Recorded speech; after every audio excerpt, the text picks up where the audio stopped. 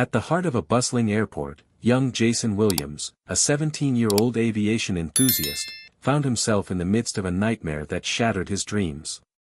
As he sat quietly in the pilot's lounge, watching a documentary about aviation history, Captain Eleanor Richardson, a seasoned but cold-hearted pilot, confronted him with disdain. Unbeknownst to Jason, his mere presence in a space designed for professionals would be seen as a threat. What started as an educational opportunity turned into a fight for his dignity, as Captain Richardson accused him of being an intruder, dismissing his guest pass without a second thought. What do you think of this situation? Where are you watching from? Drop a comment below, like, share, and make sure to subscribe for more powerful stories like this. At the bustling airport terminal, Captain Eleanor Richardson, a seasoned female pilot with over a decade of experience in aviation, stormed into the pilot's lounge. Her sharp heels echoed as she made her way across the tiled floor, her eyes scanning the room with a mixture of disdain and authority.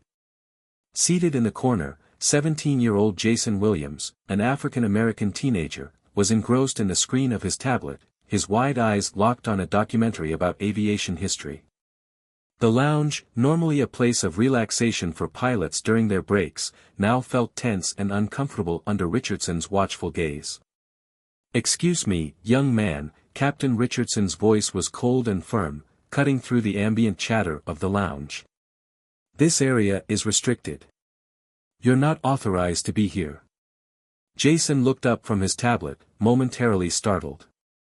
His expression softened as he tried to explain, but Richardson was already drawing conclusions.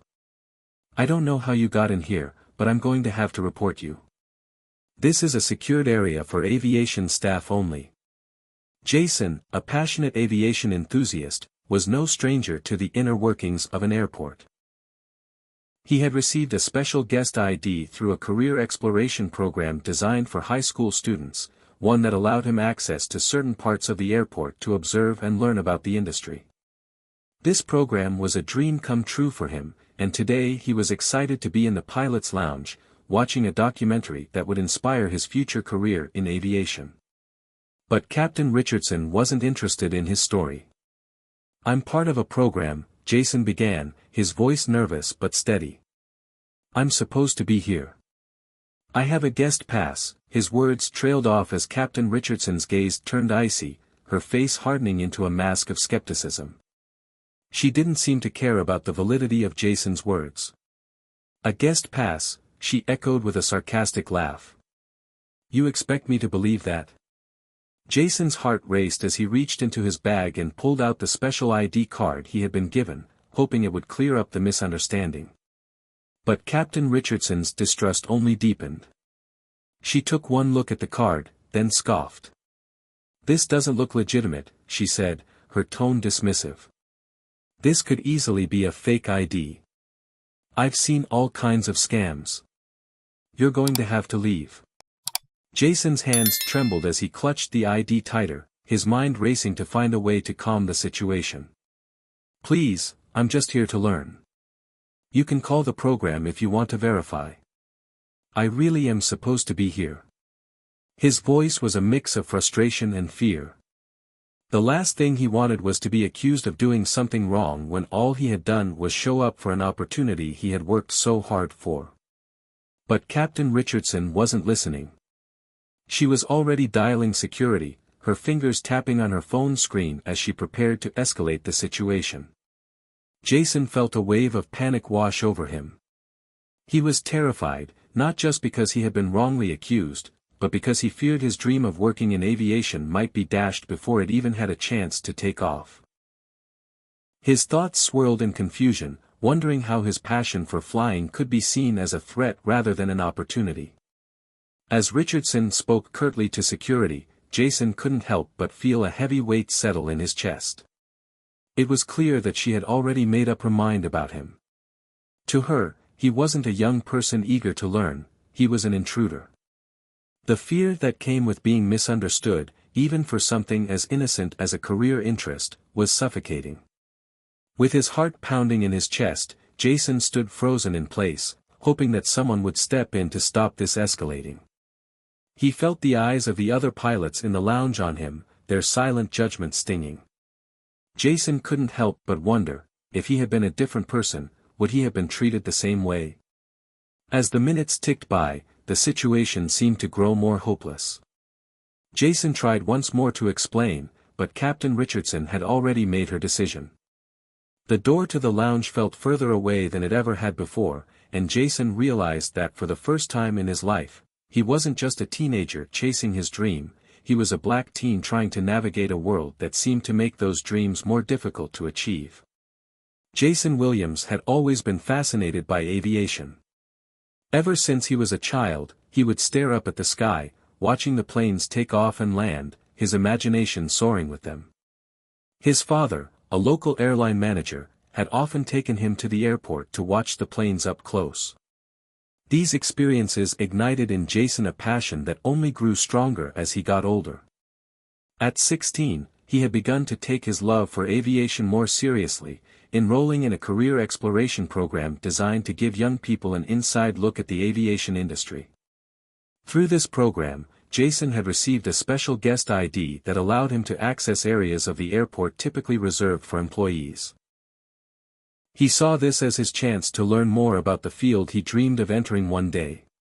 His excitement was palpable as he entered the airport, clutching the pass that granted him access to the pilot's lounge, a place he had only ever seen on the rare occasions when his father took him behind the scenes. As Jason stepped into the lounge, his eyes widened at the sight of pilots relaxing, sipping coffee, and reading through flight manifests. This was a world he had only imagined, and it felt surreal to be there, observing the professionals he hoped to join one day. He found an empty seat by a large flat-screen TV that was playing an aviation documentary. Jason eagerly settled into his seat, his attention fixed on the screen. The documentary chronicled the history of commercial aviation, focusing on the pioneers who had shaped the industry. Jason couldn't help but feel a deep sense of awe as he watched the footage of early aircraft making their maiden flights, their wings cutting through the clouds. He made mental notes, absorbing the information with enthusiasm. He wasn't there to cause trouble or to sneak into areas where he didn't belong, he was there to learn. Jason had every right to be in the lounge, yet as he sat there, completely absorbed in the documentary, he couldn't shake the nagging feeling that someone might view him as an outsider. His nerves, which had been calmed by the sheer joy of being in the lounge, were now creeping back up. The more Jason watched, the more it felt like his presence was too good to be true.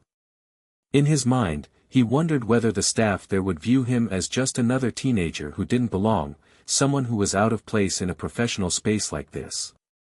But his program had granted him access, and Jason trusted that it would be enough to validate his place. But when Captain Richardson stormed into the lounge, all of Jason's hopes came crashing down.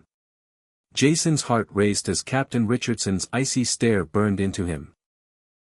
It wasn't just the anger in her voice that terrified him, it was the certainty that she had already decided he didn't belong. As she dialed security, Jason's thoughts spiraled into a blur of confusion and fear. His mind struggled to reconcile the moment he had been so excited about just an hour ago with the present situation in which he was suddenly the target of baseless accusations. Jason had grown up surrounded by the world of aviation. His father, a well-respected airline manager, had instilled in him a love for flying from a young age. Through the years, Jason's fascination had only deepened, and by the time he was 16, he was eagerly enrolled in a career exploration program that aimed to expose young people to the aviation industry.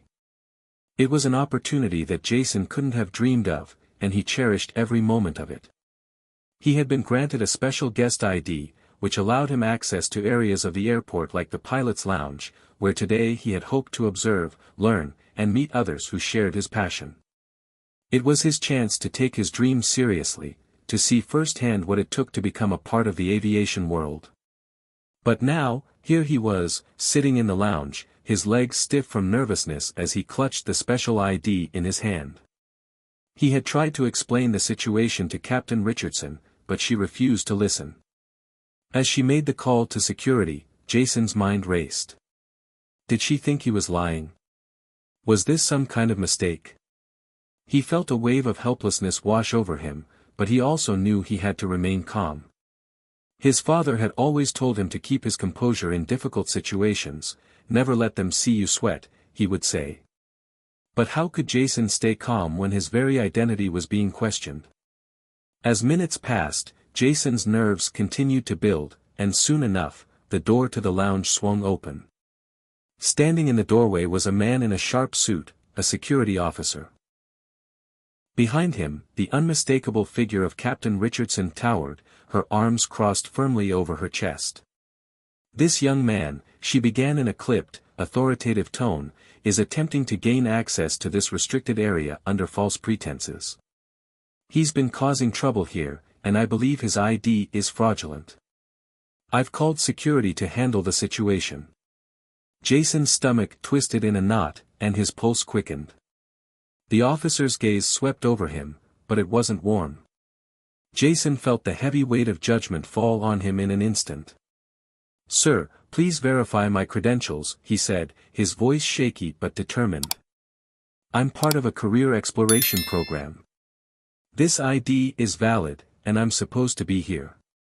But the officer didn't respond immediately. He glanced at Captain Richardson, whose stern expression never wavered.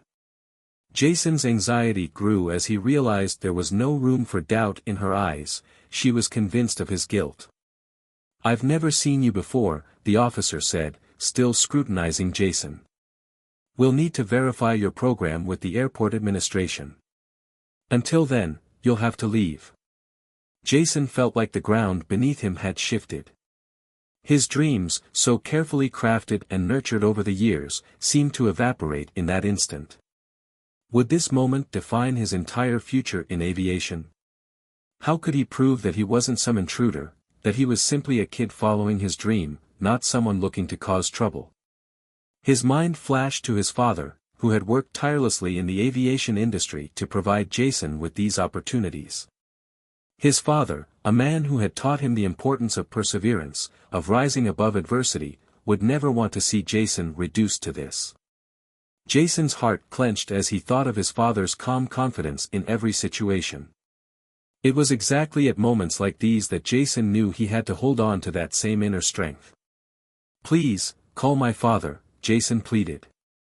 "He works for the FAA. He can verify everything. I'm telling you, I'm supposed to be here."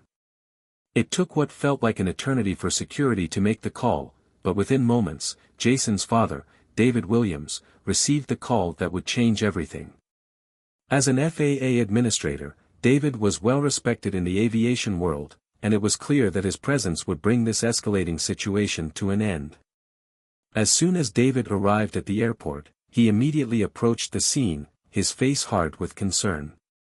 His stern gaze swept over the room, settling on Captain Richardson, who stood rigidly by the door, still unwilling to back down from her accusations.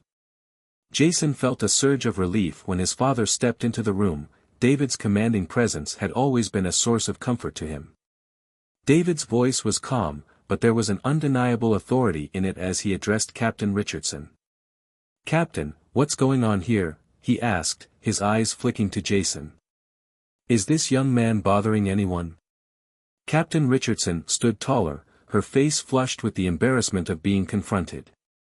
"Mr. Williams, your son was in the lounge without proper clearance," she said, her voice lacking the usual confidence. "I thought he was an intruder. His ID seemed fake, and when I asked him to leave, he refused." David's eyebrows shot up, and a cold anger flickered in his eyes. "A fake ID," he repeated incredulously. "This is my son, and you've just accused him of something ridiculous." Jason felt his father's protective energy, and for the first time in what felt like hours, he allowed himself to relax, knowing that things were about to change. "Captain," David continued, his voice measured but firm, "I think it's time you reconsider the situation. My son is a part of a career program that allows him access to the lounge. He's not the one who should be questioned here. You should be more careful with your assumptions." Captain Richardson's face paled as the realization hit her. Jason wasn't just any teenager. He was the son of one of her superiors. She looked down at the floor, a wave of embarrassment flooding over her. Her actions had been driven by something deeper than simple misjudgment, they were fueled by prejudice and assumption. As the weight of her mistake settled in, David made one final point. "This behavior is unacceptable, Captain," he said, his voice hardening. "You've made a very serious accusation against my son without cause. I'm going to ensure that your actions are reviewed." The security officer, who had been quietly observing the exchange, stepped forward and nodded toward Captain Richardson. "Captain, we're going to have to ask you to leave," he said, his tone respectful but firm. As the officer escorted Captain Richardson out of the lounge, Jason couldn't help but feel a deep sense of relief. The ordeal was finally over, but something had shifted within him. He realized how quickly assumptions could be made, how prejudice could cloud judgment, and how easily someone could be wrongfully accused based on nothing more than their appearance. Jason's father, sensing his son's lingering unease, placed a reassuring hand on his shoulder. "You did the right thing, Jason," David said quietly. "You didn't let fear make you shrink back. And now, it's time for us to make sure this doesn't happen again." As the events unfolded, David and Jason worked together to make sure that Captain Richardson's actions would be addressed. In the days that followed, the incident became a catalyst for change. David, in his position with the FAA, pushed for a review of staff training, ensuring that airport personnel would be better equipped to handle situations like the one Jason had faced. Jason, on the other hand, used the experience as fuel to further his passion for aviation. He was no longer just a teenager aspiring to become a pilot, he had become a symbol of resilience, standing tall in the face of adversity. Eventually, Jason was invited to become a youth ambassador for the FAA, sharing his story at schools and aviation events to combat prejudice and inspire the next generation of aspiring pilots, regardless of their background. Jason had learned an invaluable lesson that day: no matter how high the odds were stacked against him, he had the strength to rise above and turn his experience into an opportunity to inspire others. His dreams were still alive, and they were now more powerful than ever. Jason's stomach twisted as he stood before Captain Richardson, feeling the weight of the situation crash down on him. Her harsh words and unwavering gaze had already cut deep, but the real fear set in as security had been called. This was no longer a misunderstanding, this was an accusation, and Jason felt every second of it like a heavy weight pressing on his chest. His hands trembled slightly as he reached into his bag to retrieve his guest ID again, his mind racing. "Please, you have to believe me," Jason said, his voice small but desperate. "I'm supposed to be here. I'm part of a program that helps kids like me get experience in the aviation industry. This ID is valid, I promise." Captain Richardson didn't respond immediately, but her eyes narrowed with suspicion. She was already convinced that something wasn't right. Jason could feel the coldness in her gaze, as though she had already made up her mind about him, that he was out of place, that he didn't belong. Jason's heart pounded harder, and for a moment, he questioned whether his words would make any difference. He had never been in a situation like this before. His entire life had been about proving himself, about being good enough, about showing that someone like him could make it in a field dominated by older professionals who didn't always look like him. But now, in the face of these accusations, he wasn't sure how to fight back. "I'm not causing trouble," Jason continued, his voice gaining strength as he saw a flicker of hesitation in Captain Richardson's eyes. "I'm here to learn. I'm just trying to get some experience so I can do this for real one day. I've worked hard for this chance, and I don't want to mess it up." His words hung in the air, but Captain Richardson remained unmoved. "That may be your story, but I'm not convinced," she replied coldly. "This could be a fake ID. I've seen all kinds of fraudulent passes. I'll have to call security to get this sorted." Jason's head spun, but his fear began to give way to frustration. This wasn't just a mistake, this was a judgment. She didn't want to believe him. She didn't want to see him as someone who had earned his spot in the lounge. She only saw a teenager with a guest ID, and that was enough to convince her he didn't belong. "Please," Jason pleaded, stepping forward with more urgency. "You can verify everything with the program. My dad works for the FAA. I'm telling you, I'm not here to cause trouble. Please, you have to check. Just give me a chance." Captain Richardson's lips tightened, but she remained steadfast in her belief that Jason was in the wrong. As she dialed the phone, Jason felt his stomach churn with anxiety. Every second felt like an eternity, and in that moment, he realized that there was nothing more he could do to change her mind. He had no power here, not yet. The call to security felt like the final nail in the coffin. Jason's hopes of simply blending in, learning from the professionals around him, were slipping away. He felt small and helpless, caught in a situation that felt entirely out of his control. The minutes that followed seemed to stretch on endlessly, each one a painful reminder of the growing distance between Jason's dream and the reality of his situation. He had always thought of his father, David Williams, as a source of strength and guidance. A man who had navigated the aviation world with calm confidence. Now, he clung to that image, desperately hoping that his father's influence could bring clarity to the confusion and tension unfolding in the pilot's lounge. As Jason stood there, feeling the eyes of the security officer and Captain Richardson burn into him, the phone call had finally been made. Jason's father, David Williams, was contacted. He had always been a figure of authority in the aviation community, a respected FAA administrator who had worked tirelessly to shape the future of the industry. Jason knew that once his father arrived, everything would be set right. But until then, he felt as though his entire future in aviation hung in the balance. Jason stood by, trying to steady his breath as the weight of the situation pressed down on him. His father's voice would be the only thing capable of silencing the doubts and fears that had gripped the room. David's arrival wasn't immediate. The weight seemed unbearable for Jason. He wanted to believe that he could face this on his own, but the truth was, he was terrified. Terrified not just of being wrongfully accused, but of losing his chance to break into the aviation world because of a simple mistake, his appearance, his age, and, perhaps, even his race. As he stood by, uncertain of what to do next, Jason couldn't help but replay his entire journey. His excitement about being in the lounge was quickly replaced by feelings of helplessness. Would Captain Richardson's decision define the course of his life? Was this how his story would unfold? The sound of a door opening broke his thoughts. He turned, relief flooding through him when he saw his father step into the room. David Williams was a tall, broad-shouldered man, his presence commanding and confident. He scanned the room quickly, taking in the tense situation with a glance before turning to Jason. "Jason," he said, his voice calm but firm. "What's going on here?" Jason could barely find the words to explain. He felt his father's steady gaze on him, reassuring him that the situation was in good hands. It wasn't just that David was his father.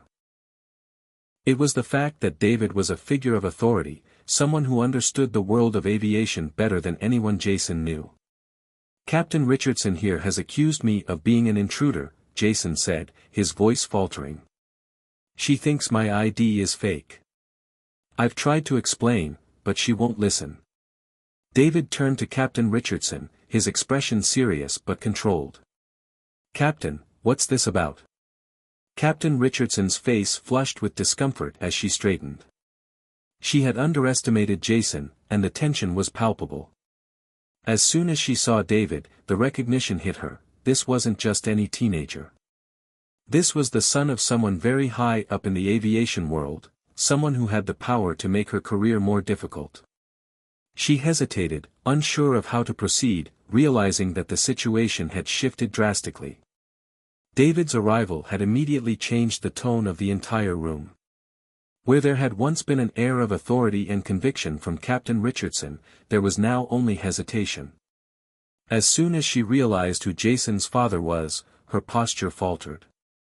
David wasted no time in confronting her. He stepped toward Captain Richardson, his eyes narrowing slightly as he spoke. "Captain, I think you owe my son an explanation. This is a serious accusation you've made, and it's causing unnecessary stress. You should know better than to make such assumptions based on someone's appearance." The room seemed to hold its breath as Captain Richardson stumbled over her words. "Mr. Williams, I didn't realize," she trailed off, her words coming to a halt as she realized the full extent of the blunder she had just committed. Jason could feel his father's authority pressing down on the situation.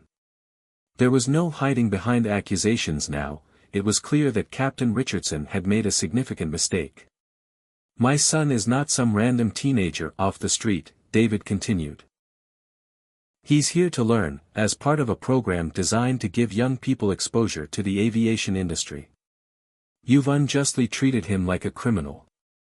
Jason watched as the color drained from Captain Richardson's face. She stammered, trying to form an excuse, but it was already too late.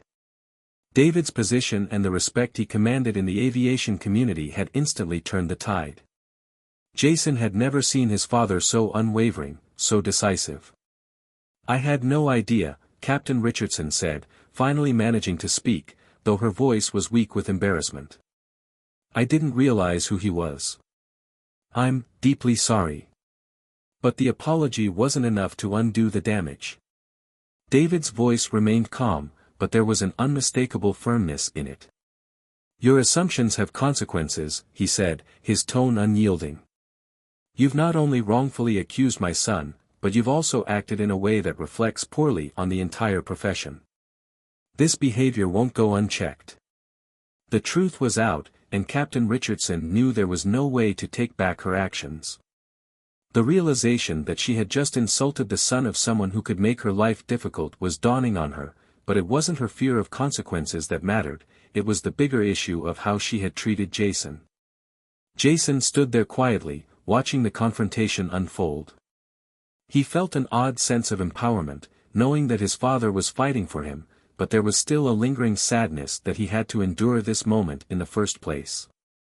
He was supposed to be here to learn, but instead, he had been reduced to an object of suspicion simply because of the way he looked. David turned away from Captain Richardson and put a reassuring hand on Jason's shoulder. "Let's go, Jason," he said softly, guiding his son out of the lounge. As they left the room, the weight of the situation still hung heavy in the air. Jason realized that this would be a turning point in his life. But the more he thought about it, the more he understood one thing: this wasn't just about clearing his name. This was about something much bigger. This was about confronting biases, breaking down barriers, and finding his place in an industry that sometimes felt like it didn't want him there. But Jason was determined. This wasn't the end of his story, it was just the beginning. As soon as the truth about Jason's identity and the misunderstanding with Captain Richardson had been revealed, David Williams felt a deep sense of responsibility to take action. This was no longer just a matter of clearing his son's name, it was about addressing a deeper issue that was far too common in the aviation industry, an issue that many people were reluctant to confront: racial prejudice. David had spent years working in the aviation field, rising through the ranks to become an FAA administrator. He had seen firsthand how systemic biases, whether intentional or unintentional, could affect individuals in ways that most people didn't fully understand. He had also witnessed how those biases often went unchallenged, brushed under the rug in the name of professionalism or out of fear of rocking the boat. But today, he couldn't remain silent. "Captain Richardson," David said, his voice steady but firm as he faced her in the now empty lounge. The security officer had already escorted the other staff members out, leaving David and Jason to confront the pilot directly. "What happened here today goes beyond a simple misunderstanding. You made assumptions about my son based purely on the color of his skin, and that's something I won't let go unaddressed." Captain Richardson's face reddened at David's words, but she didn't speak. Her gaze dropped to the floor as if she couldn't meet his eyes, as though she knew the gravity of what she had done. David continued, his voice growing colder with each passing moment. "This wasn't just a case of miscommunication. You've treated my son like an outsider, a threat, when all he wanted was to be a part of this industry. And that's something I've seen all too often in my years working in aviation. Young people of color, especially, are treated as if they don't belong. They're questioned, judged, and sometimes outright excluded from opportunities.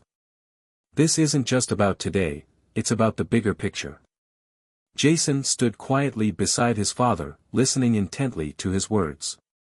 He could feel the weight of his father's statement and the truth behind it. This was bigger than just him, this was about changing how the aviation world viewed people like him, how they were often excluded or viewed with suspicion. I'm not saying you're a bad person, Captain Richardson, David added, his voice softening slightly.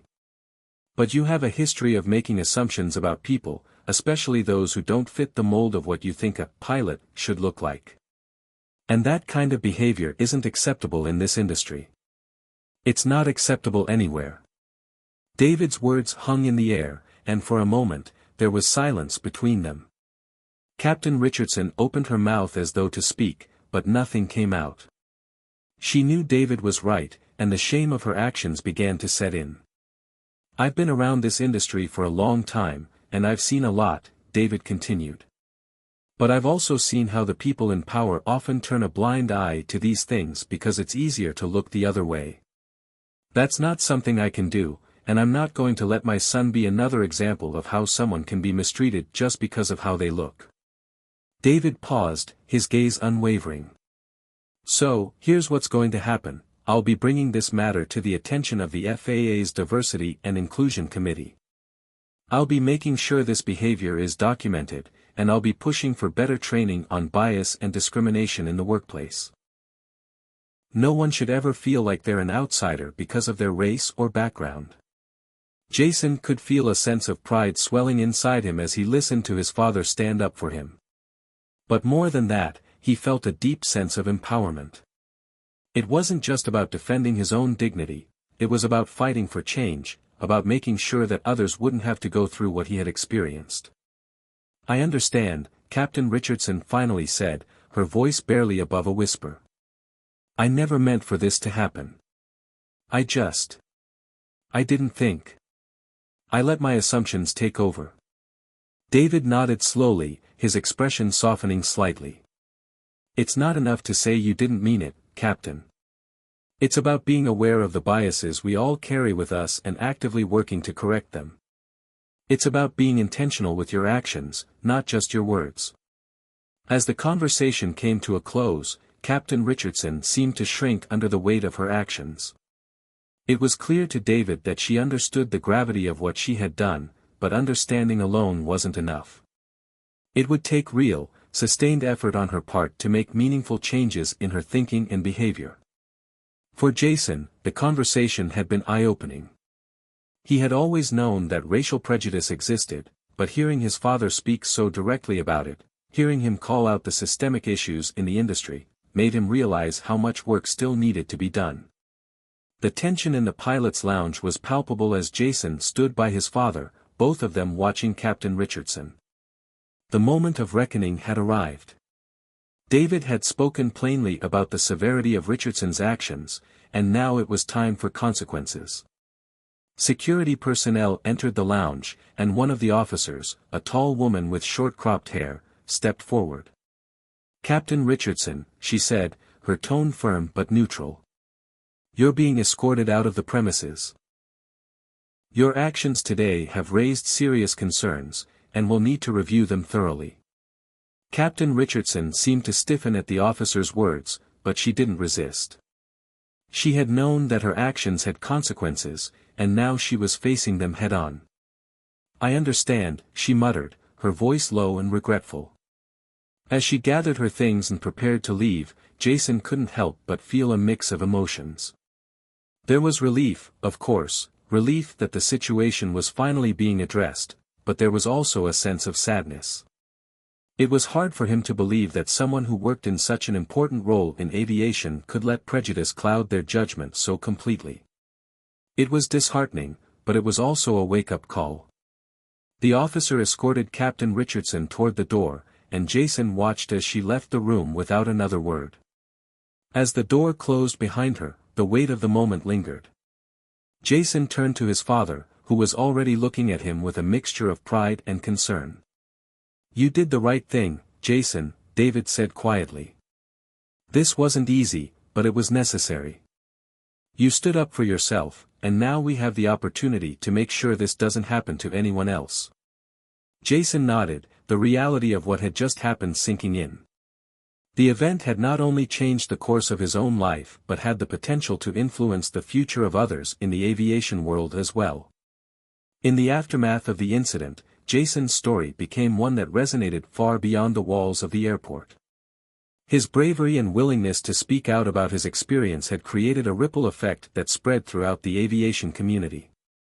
Soon after, David Williams received a call from the FAA's Diversity and Inclusion Committee, inviting him to share Jason's story in a series of outreach events aimed at raising awareness about bias and discrimination in the industry. Jason was asked to speak at schools, career fairs, and youth aviation events, where he shared his personal experience with prejudice and how it had shaped his desire to break down barriers in the industry. Jason's role as a youth ambassador for the FAA was not just a title, it was a mission. He became a symbol of resilience, of someone who had been wronged but had turned that wrong into an opportunity to inspire others.